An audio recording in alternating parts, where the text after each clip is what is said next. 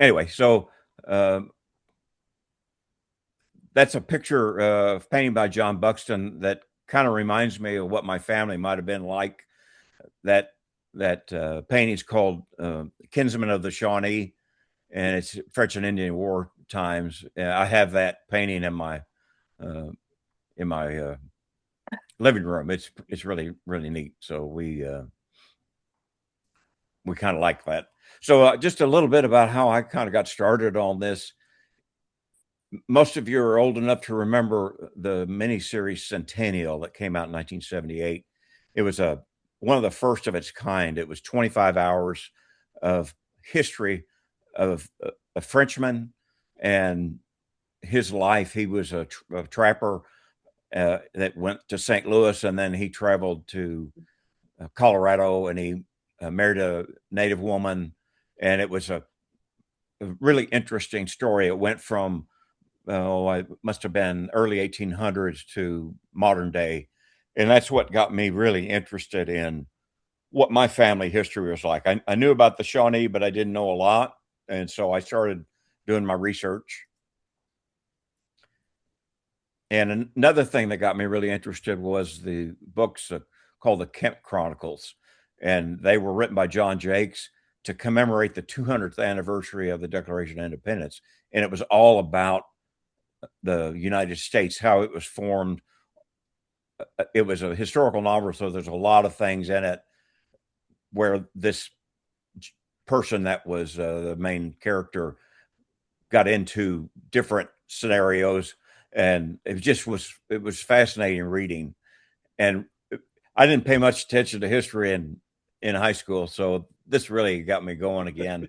And it's so it was written for the 200th anniversary, and we're at the 250th anniversary, so they're kind of old books. And I read them a long time ago, but they were fantastic. So I started my research in a little library in Ponca City, Oklahoma. And in those days, you had to travel to a library. You didn't have the internet. There wasn't no such thing. And so uh, I found information about great my grandmother. Actually, she was on the Dawes rolls listed as Cherokee, which was a kind of a surprise because I knew she was Shawnee. Anyway, you had to travel to all these different locations. We traveled to Washington D.C. and Virginia and all over the place.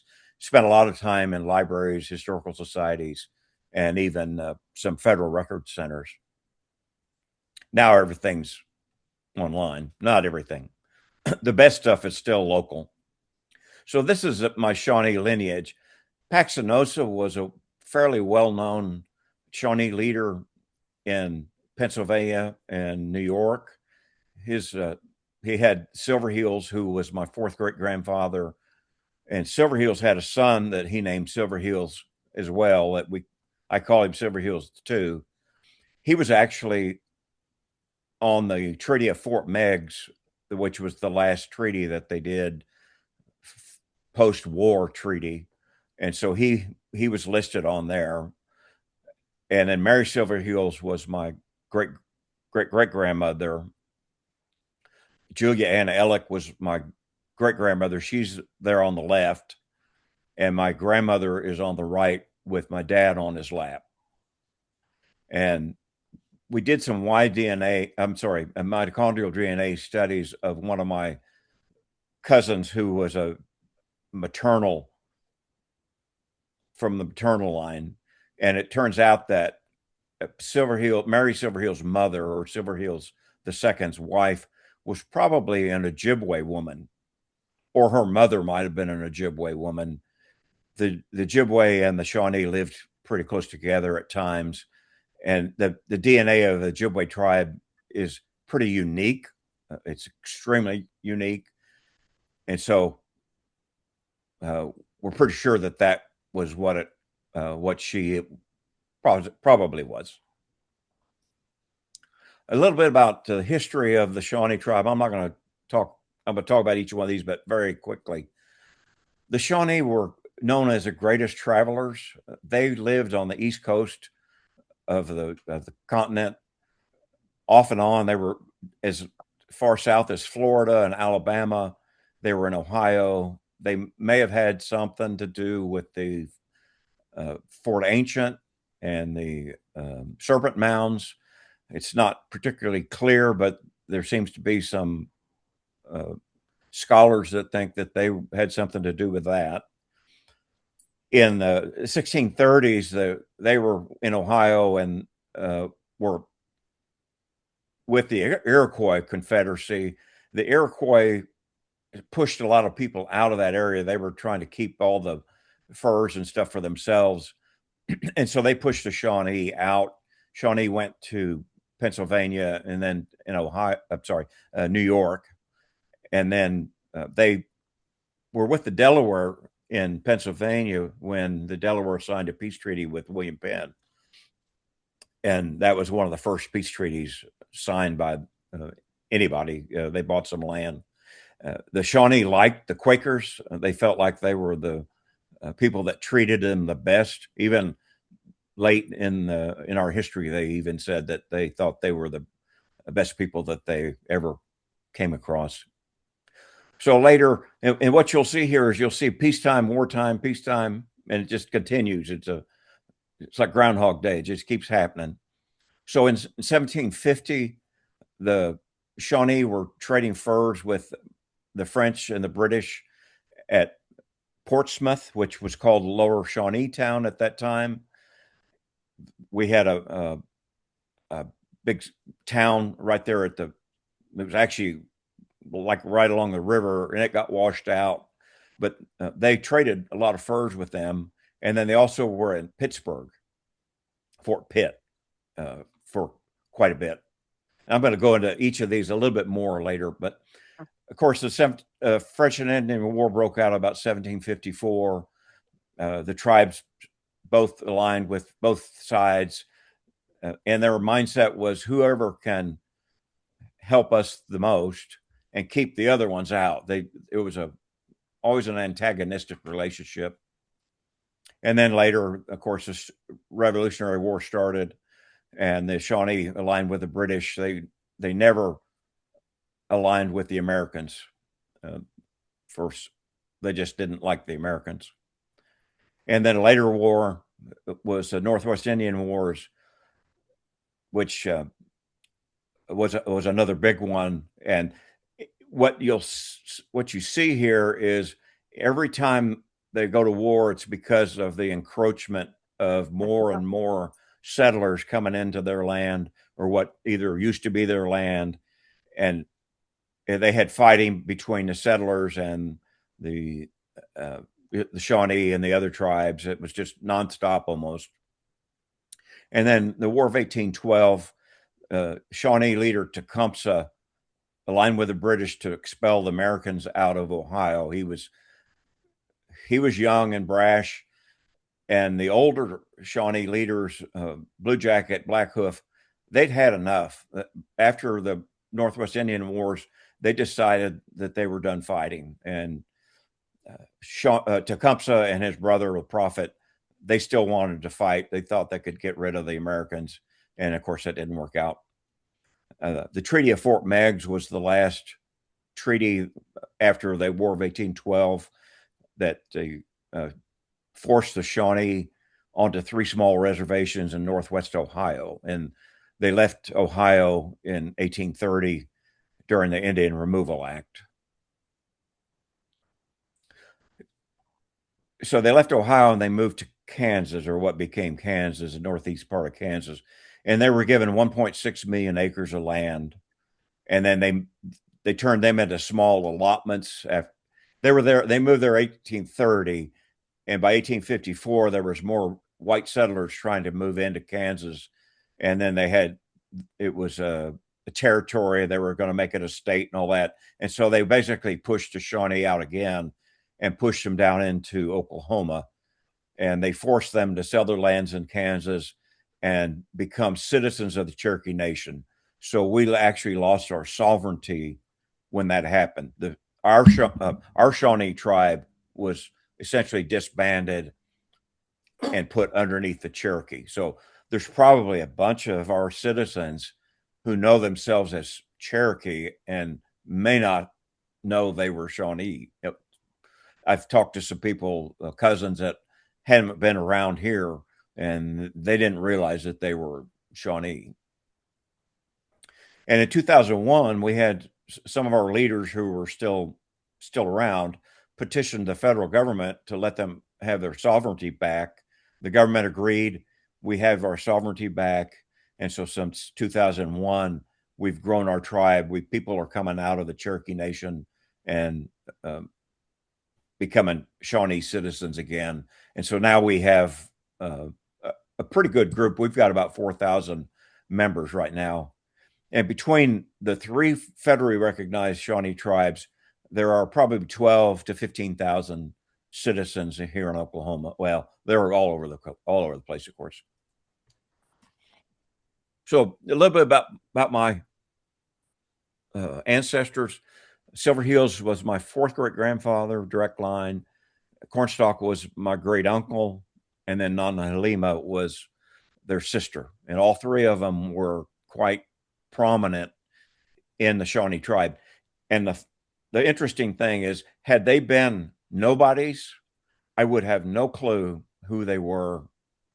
It just happened to be, since they were very well known, and we have the documentation and the knowledge of Julia Ellick and Mary Silverheels and so on. It's all documented. Of course, there aren't birth certificates and stuff like that, but it's all well known. So I'm lucky. I'm sure plenty of my friends in the tribe that they don't know how far back their family is. They may know, somebody back, some like the time, but not as far back as what I've been able to find. So Silver Heels was kind of Cornstalk's right-hand man. In 1774, during the right before the Revolutionary War, there was a lot of fighting between the Shawnee and the Virginia frontiersmen, and some Virginia frontiersmen killed Mingo Chief Logan's family at Yellow Creek in Ohio.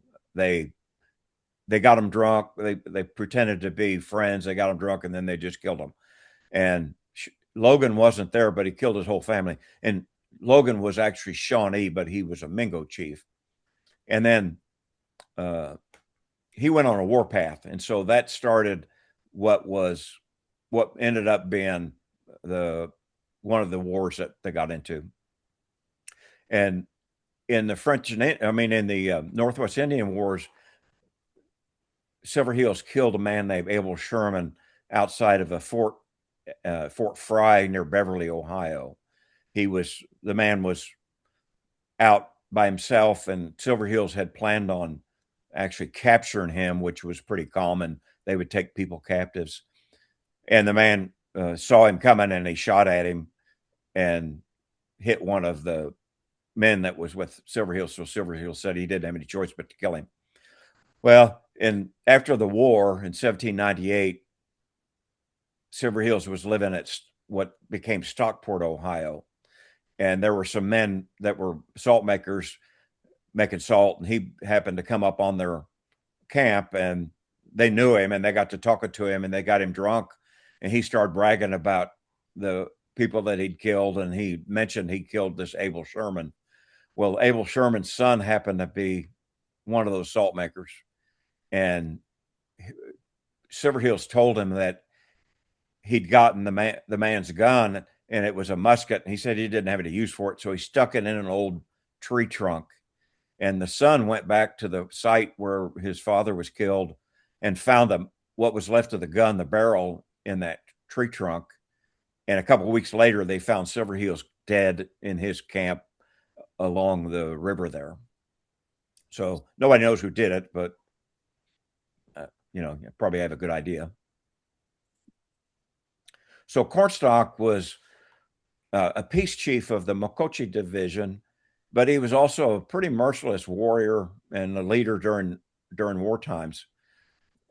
He did the same thing as what happened to Logan. I mean, none of them were saints, and they were all trying to protect their homelands. So he went to a family somewhere, and they went in the house and they were eating and whatnot, and then he said kill them, and they killed them all. And so that was, I don't remember the name of that town, but it's a pretty famous story. But they led many raids on Virginia during the French and Indian War. But he was also a staunch opponent of slavery, and uh, the Shawnee allowed uh, the freedom seekers, as they call them now, to come into the tribe and be adopted by the Shawnee. They didn't believe in slavery, and when these people would come, they would just adopt them into the tribe, and they would live there as Shawnee, and it was not a problem. Uh, Cornstalk led the Battle of Point Pleasant in 1774, which he didn't want to do. This was after Logan's went on the warpath, and they had the battle, and it didn't go well, and so they retreated, and then he helped negotiate the Treaty of Camp Charlotte a few days later, and that essentially gave up all of Kentucky to the Americans. It was the Ohio River was the dividing line at that point. This was 1774. Prior to that, if there was boats on the Ohio River, the Shawnee would attack and kill them and take their stuff. Well, in the treaty, they said we won't do that anymore. So that was one of the stipulations of the treaty.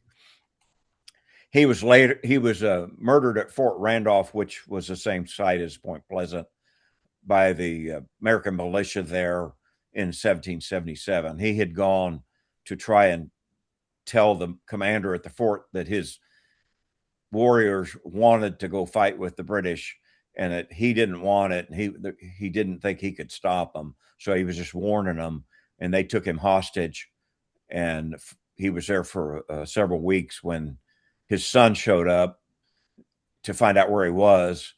And at the same day, a militiaman had been killed down by the river. So they thought Cornstalk's son had done that or brought him. And they just kind of stormed the little cabin where Cornstalk and the rest of them were, and just shot him. So there, I don't know if you've heard the curse of Cornstalk down in Point Pleasant, but that's where that came from. So this is kind of interesting. It goes back to the Underground Railroad and the freedom seekers I was talking about. So I had the National Park Service sent me an email or called me and asked if I would put in an application to honor Cornstalk at Point Pleasant. There's a park there that honors the people that were killed in that battle, and Cornstalk's buried there. And they said that Tweezers. after the Camp Charlotte Treaty, the Shawnee had to give up any white captives that they might have taken and any freedom seekers that were living among them. And so he had to do that. And so he was forced to take them to Fort Pitt. But there was a woman who was a freedom seeker that had married a Shawnee man, and she had 2 children by him. And Cornstalk wouldn't allow those children to be taken by the slave owner. And he said no, that those children were Shawnee, and he wouldn't allow that. And so the National Park Service knows about this story. As a matter of fact, Colonial Williamsburg does a play about it as well. So a cousin of mine, Doreen Soiree, she's a Cornstalk descendant. We wrote this application for the Underground Railroad, and it was approved. And so now his burial site is a site. They have a bunch of sites across the United States that are deal with the Underground Railroad. And this was clearly many years before the actual Underground Railroad, but it was to honor the Shawnees' stance on slavery. And Non Halema, she's a really interesting person. She was over 6.5 feet tall, as both Silverheel and Cornstalk were both extremely tall. That book called Warrior Woman is a historical novel about her that's quite interesting. I talked to the author and asked him how much of it was true, and he said quite a bit of it. Of course, he had to embellish things, but it was, for me, it was a pretty interesting read. I really enjoyed it. She lived at Fort Pitt for a number of years when they were trading furs with both the French and the British. She made trade goods. She was well known. People would come into Fort Pitt, and she would make things for them that she had skill to do. A lot of it was quill work and clothing and things like that. She also was an interpreter, and she married two men, kind of frontier notables. I call them Richard Butler and Alexander McKee. A lot of times, those men would have a native wife, and so she had children with each of them. And then in 1772, she converted to Christianity along with her mother at Gnadenhutten. And the Moravian missionaries were in the area quite a bit, and they interacted with them a lot. And she believed in Christianity, so she converted, and then she became a peacemaker the rest of her life, right alongside Cornstalk, who was trying to be a peacemaker later on. And she translated over 400 Shawnee words to a man named Ebenezer Denny. And George Washington had asked Denny to get someone to translate these words, some words for him. And so there's a book you can still buy that has all the English and Shawnee words in it from 1786. It's pretty interesting. So a couple of notable cousins that I have, and we didn't know this until we did DNA testing with a bunch of friends of mine, or cousins, what turned out to be cousins of mine, who are Blue Jacket and Tecumseh and the Prophet descendants. This cousin of mine, Doreen, we just did this DNA test, and we had a bunch of people that I knew, and we asked them to do testing, and turned out we're all related. It's so there's somebody. The three of us have a common ancestor, and I think it was Blue Jacket's. One of his wives was half Shawnee, and I think she might have been a Cornstalk. This is a really interesting document that I found. I typed this in to a Word document and make it look like this, but these were in a book that called The Suffering Traders of Pennsylvania, and it was documentation where Silver Heels and Blue Jacket and Cornstalk's mother and sister all sold buckskins to the traders at Prophetstown. Lower Shawnee Town. And one of the things that's kind of interesting on here is that it shows Blue Jacket's brother, his elder brother, a younger brother. I don't think anybody knows he had brothers. No one that I know of that's a Blue Jacket or anything that knows about Blue Jackets know that he had brothers. So that was kind of a cool find there.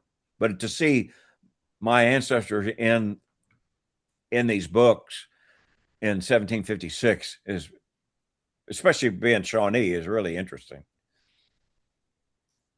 So I'm going to talk a little bit about some of the interesting things that happened with some of these wars. I'm not going to go into all of them, but the French and Indian War was, of course, England and France, and there were boundaries disputes in the Ohio area, and the tribes, of course, some sided with the French, some sided with the British.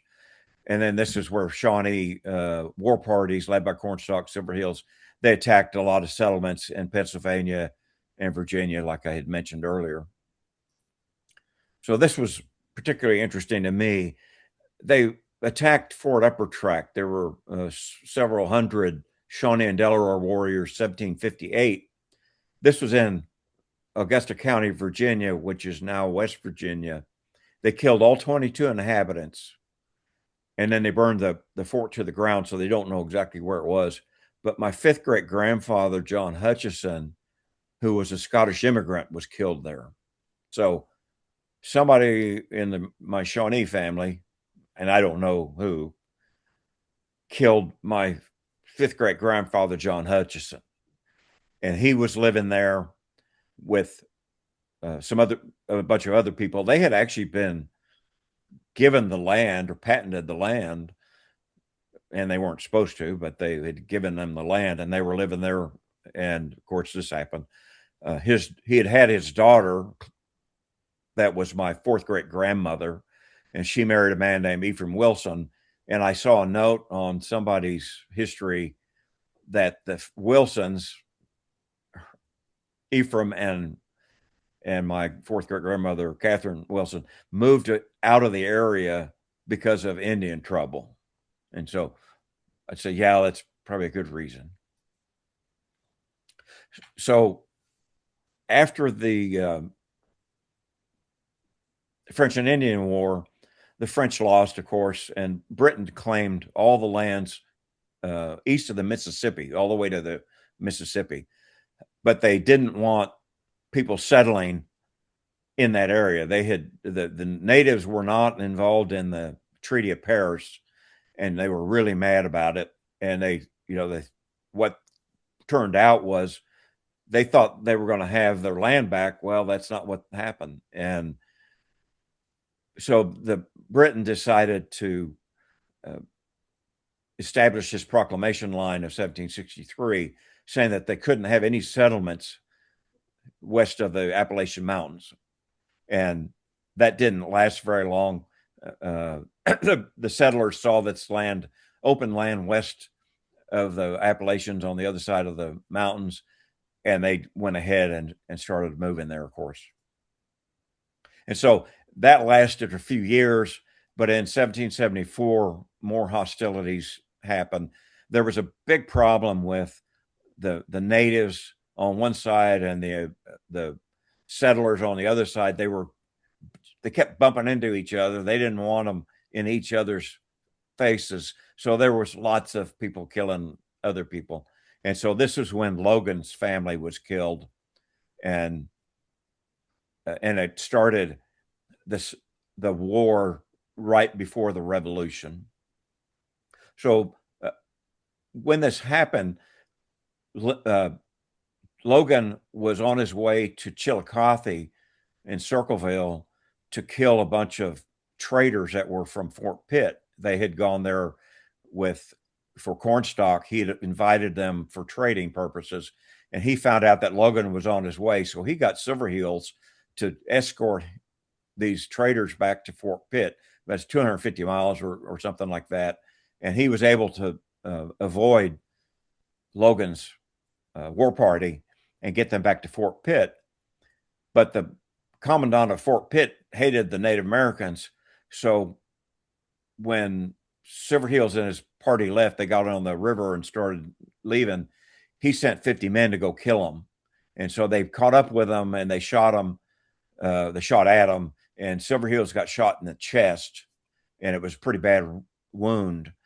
But they got away, and they made it down to Schönbrunn, which was a Moravian mission. And Heckwelder, one of the missionaries, looked at him. He said, "Oh, he's not going to make it." And Silverheels says, "Yeah, if I can get down to Wakatamika, I can make it." So his helpers took him down to Wakatamika, and he did recover and lived another 20 years or so. So right after Silverheels got shot and the Logan massacre, the Indians wanted to go to war, so they decided to attack the American militia at Point Pleasant. And so this is kind of the same thing I was talking about earlier.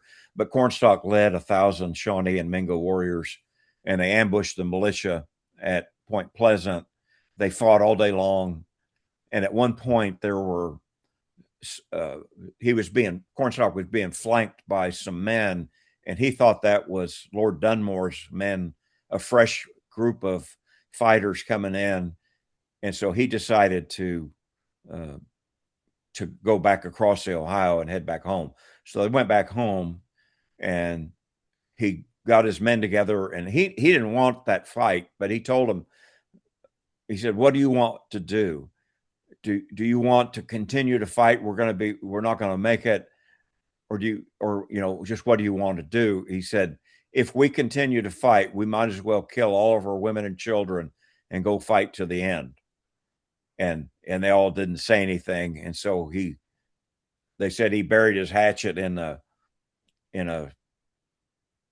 post, and he said, "Okay, I'll go make peace." So he went and had a peace treaty with Lord Dunmore just a few days later. And some people consider the Battle of Point Pleasant the actual first battle of the Revolution. There was almost a Congress almost said that it was, but it never did. It didn't pass. These items on the left are things taken from Shawnee warriors after the battle. There was a group of men that were assigned to go pick up any booty that they had from the Shawnee warriors. And there's a man named Captain Philip Love. He was in charge of that, and he took a lot of it home with him. And his family just started selling this stuff about 5 years ago. It's been in his family since it was 250 years, and my wife and I have been buying it because we thought Shawnee ought to have it, and I plan on giving it to the tribal cultural center one of these days. But that's all weapons and different glass beads that they had.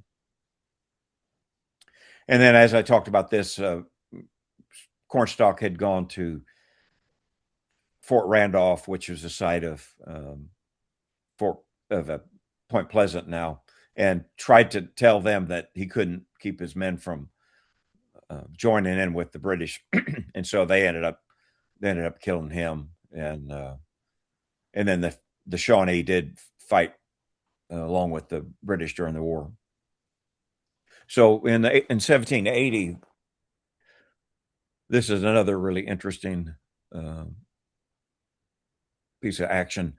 About 1,000 Shawnee, 800 Shawnee, and a couple hundred British regulars attacked Ruddle's Fort on the Licking River, just north of Lexington, Kentucky, and they actually took some cannon with them. The first time a cannon had been used in the frontier, and they shot a couple of rounds, and the fort itself was not built to withstand that kind of. It would withstand rifle fire, but not cannons. This was a group of people that were just living there. It was kind of like Daniel Boone and Boonesboro. They just decided to live there, and went probably a good spot. So again, this was wartime, and the British actually instigated this because they were trying to draw American forces from the battle, the fighting along the 13 colonies, and bring them out into the frontier and kind of thin out their ranks. And so they did this, and they ended up, the commandant made a deal with Captain Byrd with the British that if we surrender, you won't harm us.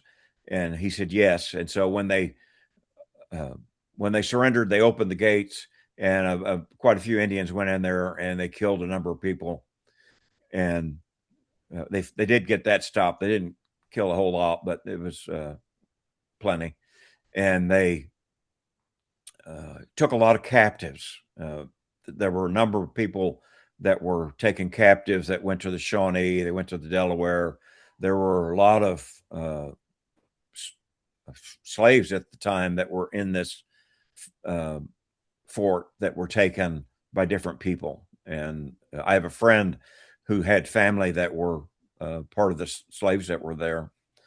and he and I did a presentation up in Columbus a few years ago. Excuse me. Anyway, they took 400 captives and they marched them to Detroit. And it was a long 600 miles, I think, march through the mountains all the way to Detroit. It took weeks, and it was really pretty grueling. And so there's some pretty good books about that out there as well.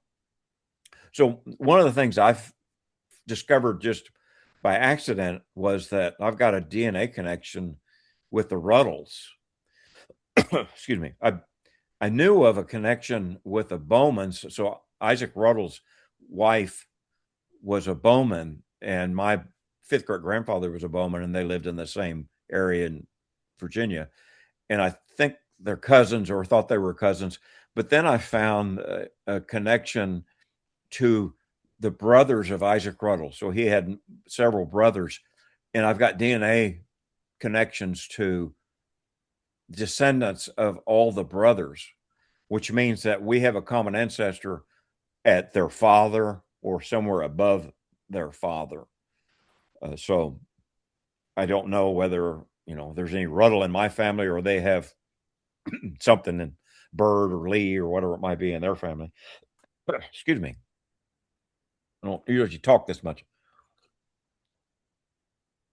And then Stephen Ruddle was the Isaac Ruddle's son. He and his brother were captured and taken prisoner, and Stephen was raised with Tecumseh, and he became a good friend of Tecumseh and fought alongside Tecumseh for about 15 years. They were captive. They weren't captive. They were actually adopted into the tribe. And so they were with the Shawnee for about 15 years. And the prisoners that were taken to Detroit were captive for a couple of years, and then were released. And then the latest war, one of the latest couple of wars, was the Northwest Indian War that was after the American Revolution. And it was another, the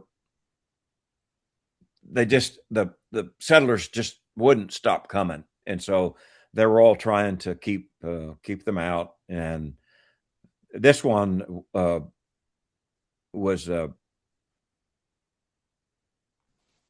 one of the biggest battles was the Battle of the Wabash, or St. Clair's defeat, which was in Fort Recovery, Ohio, in the western part of Ohio. And the Shawnee decimated the American army. They killed like 90% of the American army that had come to take out the Miami and the Shawnee. And it didn't work out too well for them. And the funny thing is, my third great grandfather, named Abner Lee, was supposed to be with St. Clair as a militia. He was in the militia, and he was drafted to go to that, but he paid somebody to take his place. In those days, you could do that, and so he didn't go. And the man that he took his place, he made it home, because Abner said he remembers paying him.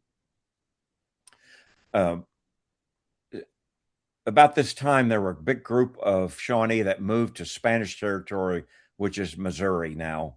And they quit. They were done fighting. They said, we're done. And they just left. And they didn't want any part of the Europeans anymore.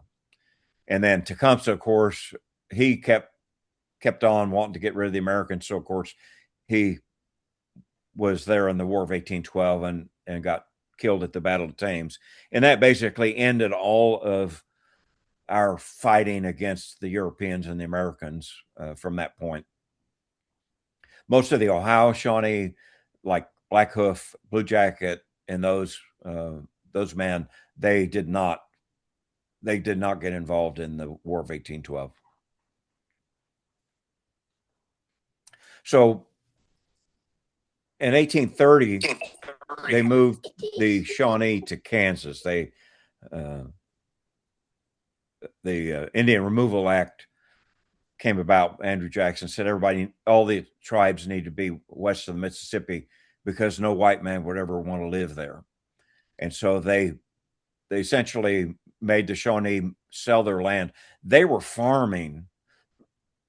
So from about 1800 till 1830, they had taken up farming.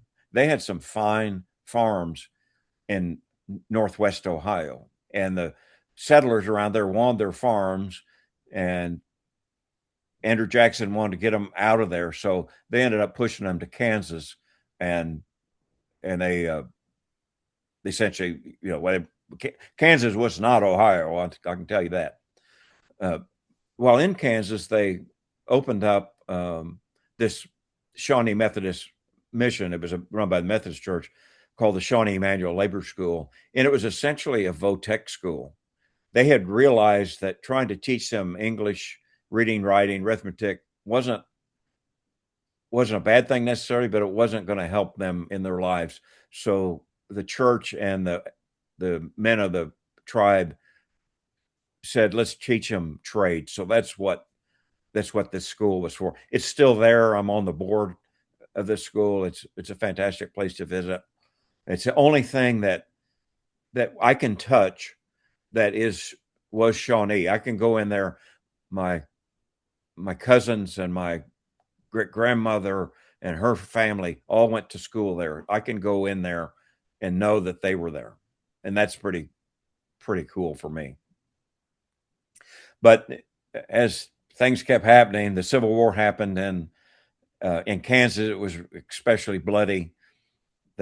You've heard the term "bleeding Kansas." There were a lot of things going on there.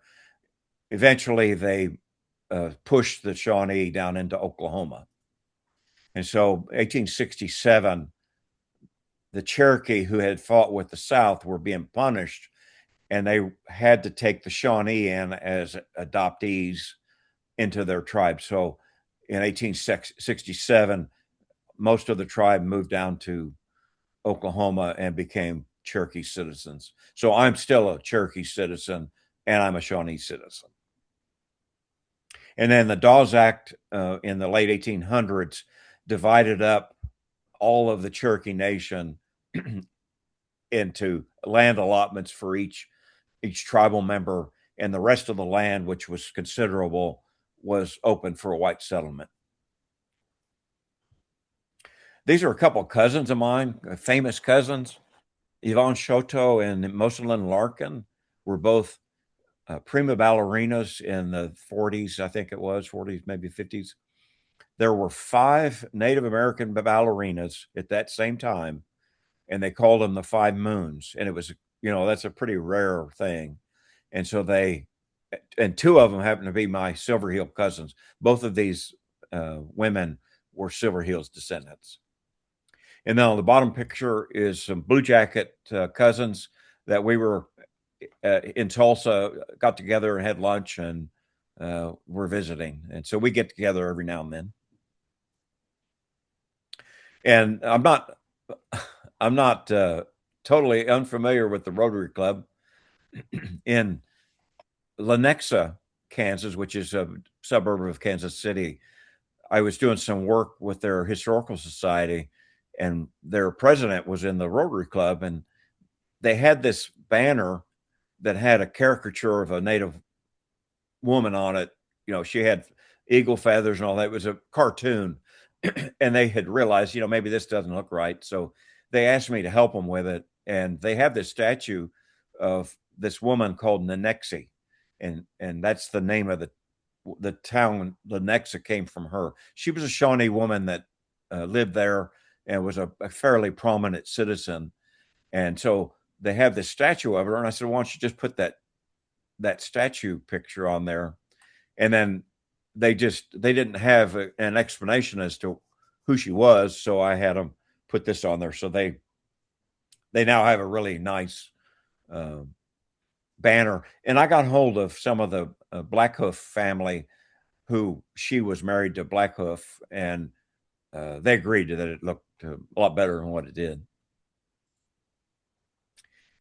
This is a couple of things I've been working on. This is a site called the Mahaffey Stagecoach Stop and Farm Museum, and it was the Santa Fe Trail went right through the Shawnee Mission and right through this part of Kansas. And so this was a important site for the Kansas or for the Santa Fe Trail. They had contacted me. They were doing a new display about Shawnee, and they asked me for some help, and so I helped them with it. And then they sent me a thing that said that they were going to put me on this wall with two other Native Americans from Kansas. One of it is a congresswoman, and then another one was a chief, and then me. And I thought, well, that's kind of cool. And then on the last part of this slide, the city of Leawood is where my great grandmother's land was allotted. They were given 200 acres in Kansas City before they moved them down to Oklahoma, and her land is now a city park. And I happened to be doing a presentation at the mission one weekend, and a lady from their historical society was in the audience, and I just mentioned that my great grandmother's land was down in Leawood, and so she contacted me later, and they decided they wanted to honor her memory and put some nice interpretive signs at this park. It's a soccer field and regular parks, and so we've been working on that. And so that's when my wife and I went up there years and years ago, knowing that was her land. We always thought, boy, it'd sure be nice if they said something about her. So they're doing that. So I think that's really cool too. So I was really happy they were doing that. Probably one of my favorite things. So hini kochi natela na wemaki. That's all, folks.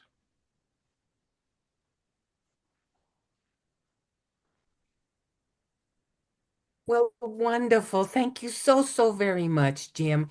It's been so You're welcome. interesting and captivating, and of course Lost my light. we want to know more. Yes, definitely so. And I would like to link your presentation with what Bob is doing right now. He's working, and I believe he's sent his second book for publishing. Bob, would you give us an update on that? No, it is true. I've got the second book finished, and I have George Ruddle and Jim Lee to thank for their help to me with a lot of information that needed to be appropriate in terms of culture and historical settings and so on. So my thanks to them. And I'm just very grateful, Jim, to you giving a program tonight. Thank you very much. I know everybody that I invited to be a part of this has a real interest in your story, and we really appreciate your telling it. No, you're welcome. I always do it if I get the chance. It's an interesting story.